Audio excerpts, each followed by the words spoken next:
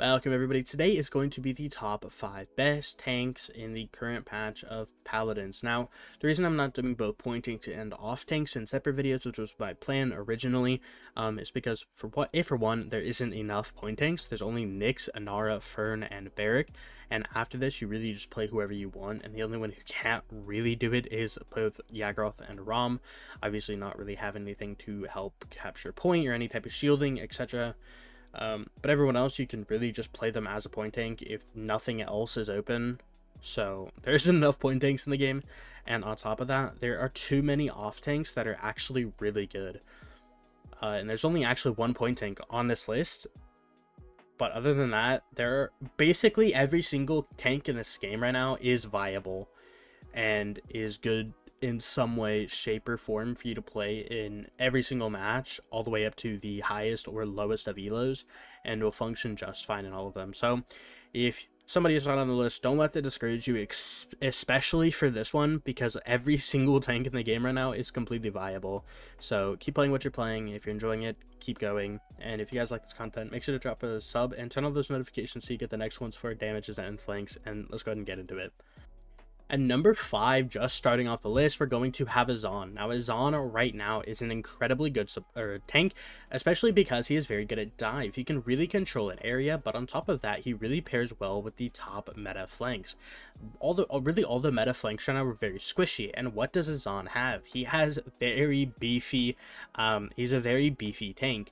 And on top of that, he has a wall that isn't affected by Wrecker, meaning the enemy team either goes Bulldozer to counter this, which isn't really the best idea, or they just have to deal with a massive HP wall. He also has 2 incredibly good lockdown abilities with both his knockup and his dash, and when you're running Tempering, which is what you're running most of the time, both of these are augmented from the start of the match with a higher cooldown, but they both do 50% extra damage, and you just run Chronos and they're basically back to normal, and then the actual augment of them is just even better.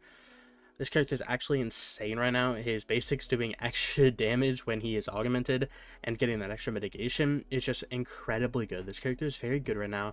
His ultimate is very strong too. His ultimate is a very good dive tool. You see your Vora or you see your Eevee going and diving their backline. You pop your ult and guess what? Their entire team is now knocked back and completely disoriented just because of the fact that you just knocked away from your entire team.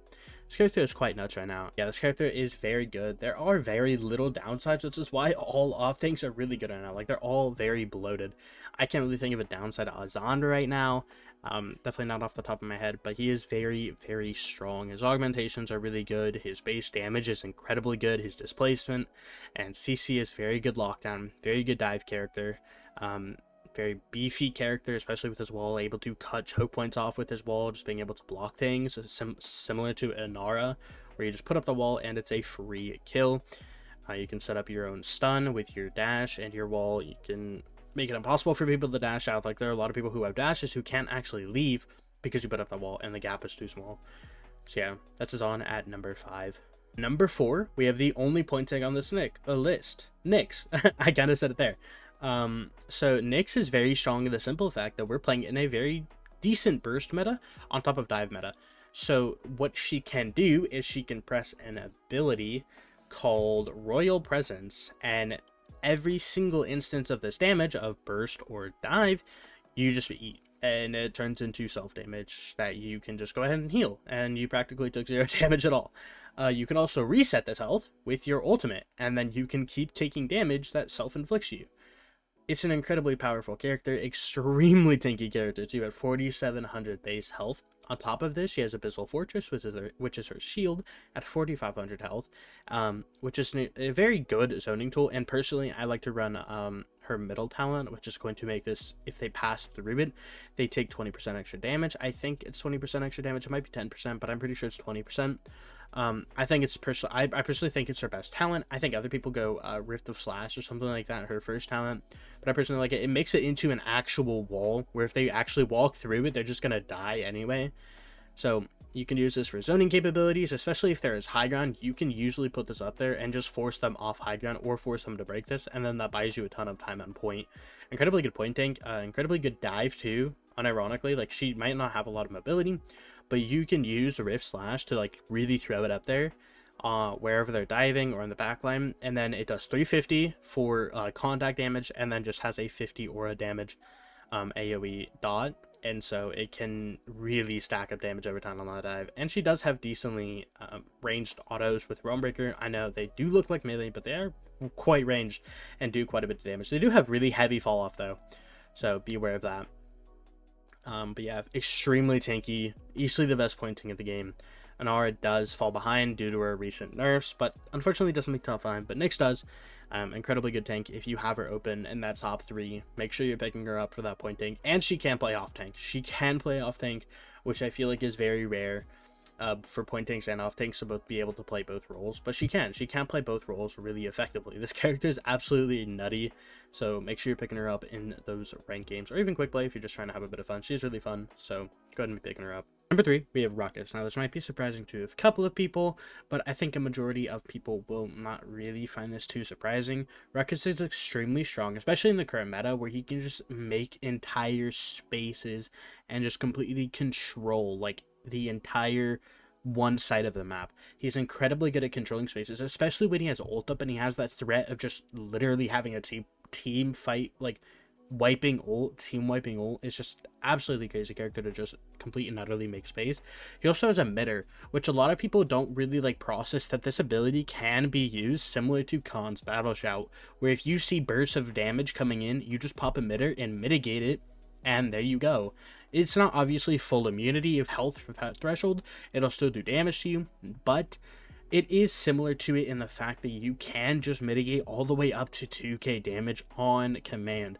Now, it's on the same exact cooldown as it, but it is almost just a worse battle shout, but it is still very good in the way that it functions. It functions almost like the exact same.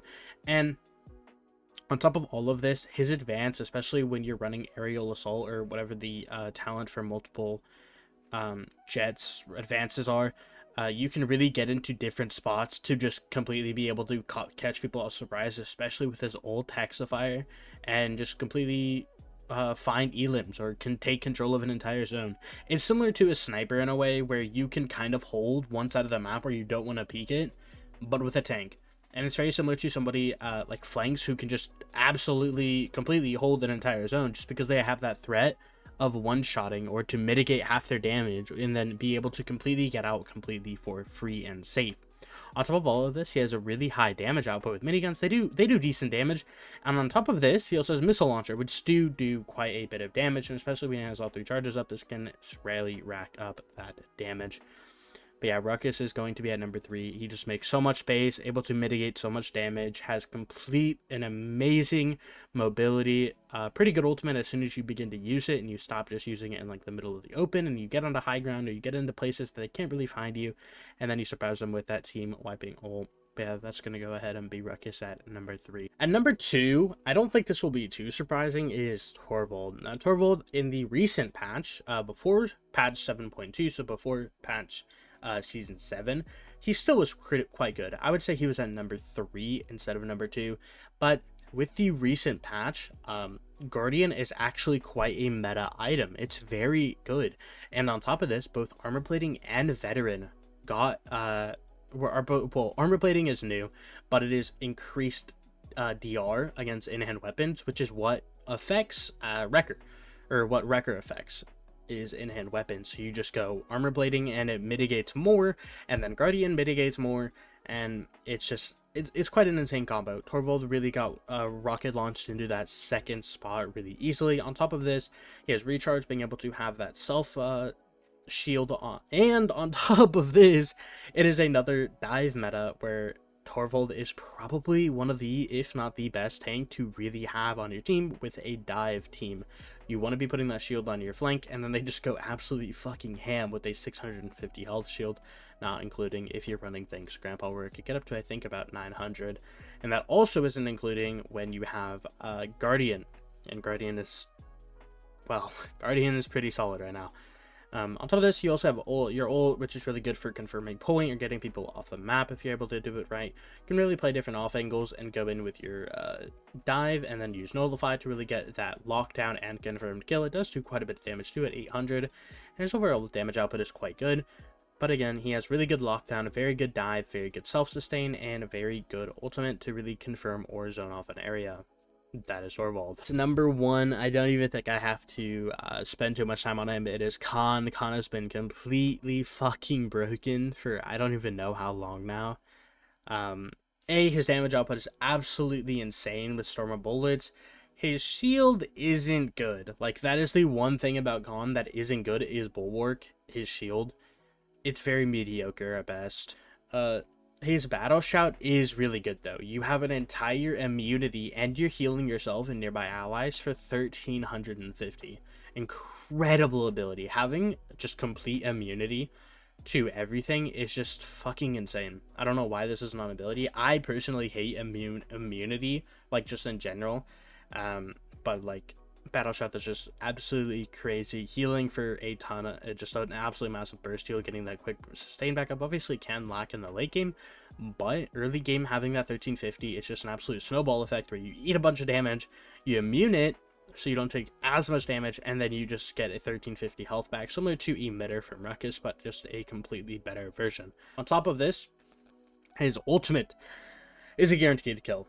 His ult's just a complete guaranteed kill. There is nothing to even talk about there. It's just it's a guaranteed kill.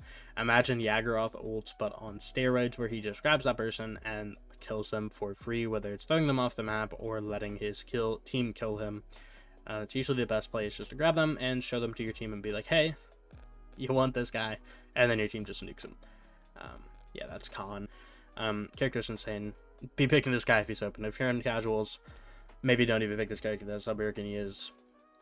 That's it. That's all I have for today on the 5 best tanks in the game. I wouldn't combine off tanks with tanks. Let me know what your guys' thoughts on it down in the comments below. Let me know if you disagree with anything. Let me know if you agree with anything. And let me know your guys' favorite tanks to be really playing right now in your games. And I hope you guys enjoyed. And tomorrow will be the flanks, and then after that will be the damages. So I will see you guys there. Make sure you turn on notifications to be there, and drop a like and subscribe if you enjoyed, and drop a dislike if you don't. It does help me out. I'll see you guys later.